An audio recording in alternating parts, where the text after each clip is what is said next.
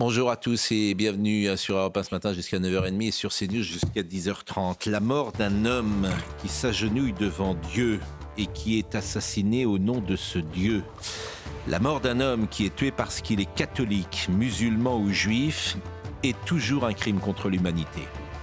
La liberté de conscience est une vertu cardinale dans le pays des Lumières qu'on s'appelle Paul, Aboubacar ou David. Il avait 22 ans, il priait dans une mosquée du Gard. Aboubacar Cissé est mort et la suspicion existe qu'il soit mort parce qu'il était musulman. La société française est aujourd'hui multiculturelle. Elle avive les tensions ethniques, religieuses, identitaires. Le père Hamel est mort dans son église en 2016. Un rabbin est agressé il y a quelques jours à Orléans.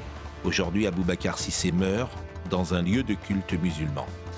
La société française est multiculturelle, elle convoque chez certains esprits l'intolérance, la haine, la violence. Dans ce feu qui brûle, quelques leaders d'opinion instrumentaliseront ce drame pour écrire leur agenda personnel.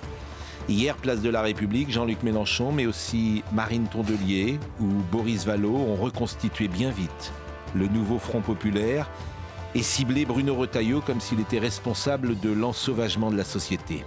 Un collaborateur de la France Insoumise a imaginé la création de brigades d'autodéfense populaire. Ainsi se dessine le rêve qu'entretiennent quelques mauvais génies, un affrontement entre communautés. J'ai pensé aux derniers mots de Gérard Collomb quand il a quitté le ministère de l'Intérieur. Aujourd'hui, on vit côte à côte. Je crains que demain, on ne vive face à face. Puissions-nous échapper à cette guerre civile que l'extrême gauche semble parfois appelé de ses voeux. Il est 9h02. Chana Lousteau.